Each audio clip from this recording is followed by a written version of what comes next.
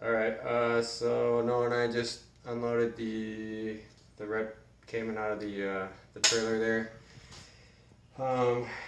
And Friday, a couple days ago, I finished pressure washing the shop floor, so we want to get this, the interior pulled out, the carpet mainly so that it'll dry out as quickly as possible, so that none of this stuff starts happening.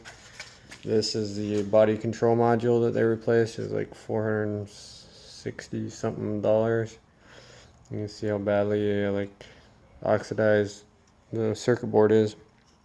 I should be able to, there's a very good chance I can clean this up and actually get it working.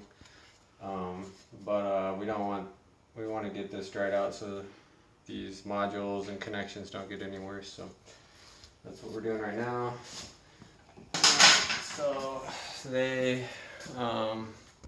So Noah's here helping me out, or I'm helping him out, whatever. So yeah, so we got the seat. They had to drill this, as you can see here, maybe I think it's kind of hard to see, but they drilled this out, these bolts on both sides, and that allowed them to tilt the seat up and get to this body control module here. And this is the new one, and they said that there was a bunch of water down here, but it's dry now, so I don't know. I guess they dried it out maybe or whatever, but they did cut the carpet here, which was already perforated. So yeah, anyway, the yellow one hasn't been cut. I didn't cut it, so so what I'm doing now is I tried testing this motor. Get some light in here for you. So I tried to get this motor just directly connected to 12 volt positive, and it didn't respond, so I just unbolted it, these 4 bolts, and then I'm going to take it out and then try to manually turn the mechanism here with a drill or something to slide this forward, and then hopefully I can unbolt it in the back of the seat. So that's how this is how we're getting the seat out when stuff fails where you can't move it. So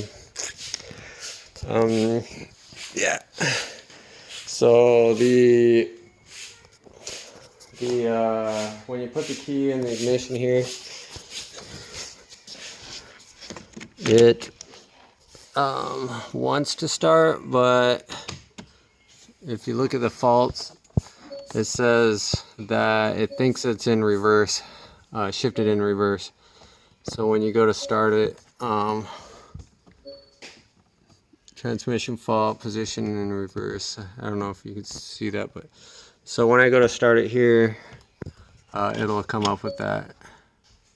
It says to shift it into park or neutral to start. So somewhere like the transmission control module or connection or something from the sensor is saying to one of the computers that it's in reverse, and that's why it's not allowing it to start right now. So to get that cleared up, and then hopefully it'll actually start, but who knows.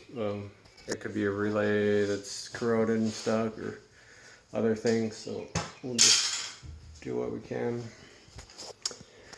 So yeah, that's it for now. I'll keep you guys updated and let you know how things are going. So I just popped this out. There's four screws here that mounts this back in there, and then it just kind of pulls out like that.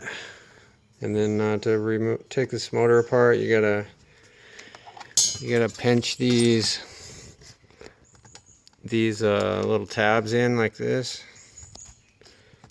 and then once the three tabs on here are pinched in, then this outer housing pulls off from this, which I already kind of flared these back out. But anyway, once you pull this off, there's like this shaft in here, and what I did is I just took a pair of vice grips on it and turned it and then loosened it up. And after I got it loose, then I was able to power this motor off this battery. So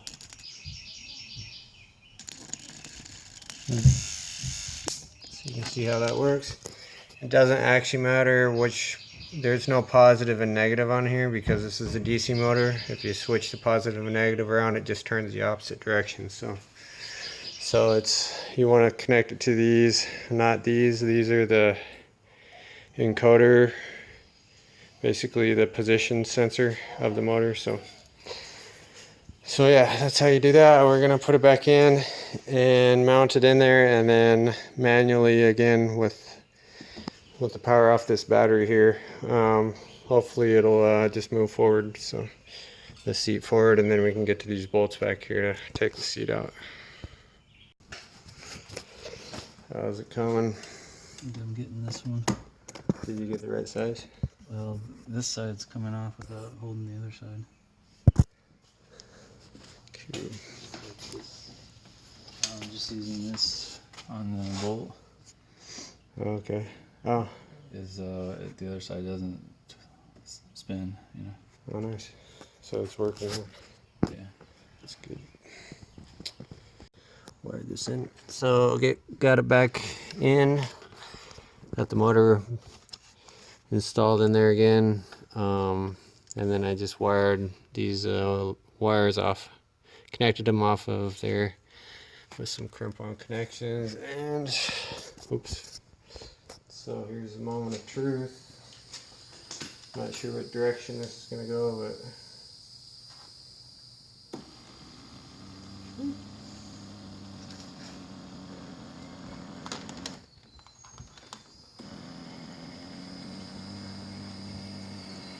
awesome. So now we can get to these bolts here. Finally. So these will remove the seat out. That's what we needed to get to. So. Feeling better? Yeah. It goes to show, don't let the Porsche dealership do anything. Don't pay $175 an hour. Well, it's more like yourself. It's more like $500 for what we did in 1 hour. Yeah. Finally got to the point where we could pull this out. It's exciting times. Let's see. Let's look at the moisture on here. Yeah, so it needed to come out for sure. But it doesn't, let's see. Doesn't look like there's really any rust.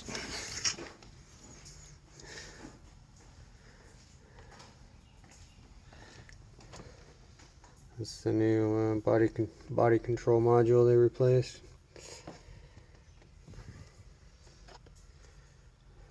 Doesn't look too bad actually. So here's the airbag control module. That was one of the faults. It's got a little oxidization on it. Okay, so we got the carpet out of the passenger side here, and whatever module this is, it doesn't look good at all. Like, looks horrible. So I just unbolted her. Yeah, took the mounting screws off, and I'm gonna pull this apart and see what's going on inside of it. It says Bose. It says it's made by Bose. So maybe it's the radio or some kind of interior system thing. That's a good sign. Yeah, and then this, I pulled these covers off. It doesn't look too bad. I pulled this relay apart here, and it wasn't too bad actually. So this like power distribution whatever unit, it might be in good enough shape. I don't know. So we just keep taking it one step at a time. Okay, last screw coming out.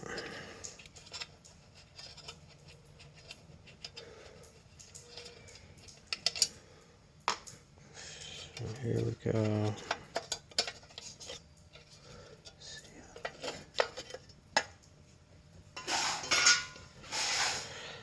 Looks pretty horrible.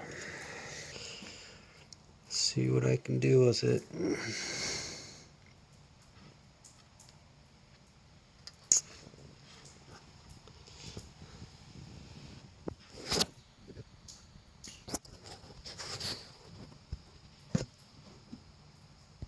Hey guys, so I just wanted to let you know where we ended up with these after working 6 hours on the cars. We got to the point where we got all of the carpet, the seats out, and some of the center console pieces off, and pulled out of the red one as well as the yellow one. So there's a bit of a chore. This seat here in the passenger side was slammed all the way to the ground, so it was really tricky to get out. Actually, I had to get the front motor off, pull out, loosen that up, put it back in, and then hooked it up to the battery that I had sitting out here, and hot wired it or whatever to lift the seat up, and then I was able to get in there and get to the other motor that pushes the seat back and forth.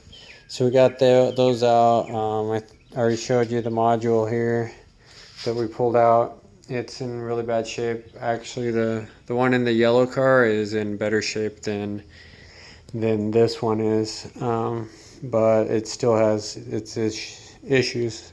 One of the microchips here on the yellow one, the lead on it is completely rusted through, so it definitely needs some help also. I didn't even try to test it.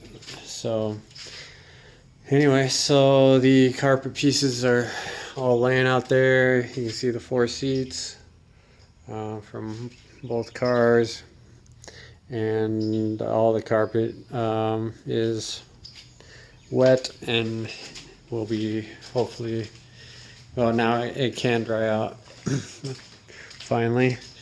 So the water damage process is neutralized finally, and so yeah, now we just got to go through and take care of other issues. This is a body control module that we had to replace on the red Cayman. So I don't know, I'll go through that, open it up, see what it looks like. It might be okay actually. So yeah, we got both of them out, or got all the interior out of both Caymans. So here's the other control module. It looks more rusty on this shield, but it's actually not as bad a shape as the other one. So yeah, that's it for now. We're gonna try to get all these pieces put in the trailer, and so they're not in the way while we're working on them in here. And we're still working on the shop, trying to get it dried out so we can do the epoxy floors on it. And anyway, so we have made progress, and that feels good. and I'm sure Noah's happier about things now. So hopefully we can get this one running at least and kind of test things out in it. So anyway, that's it for now. Thanks for watching. Bye.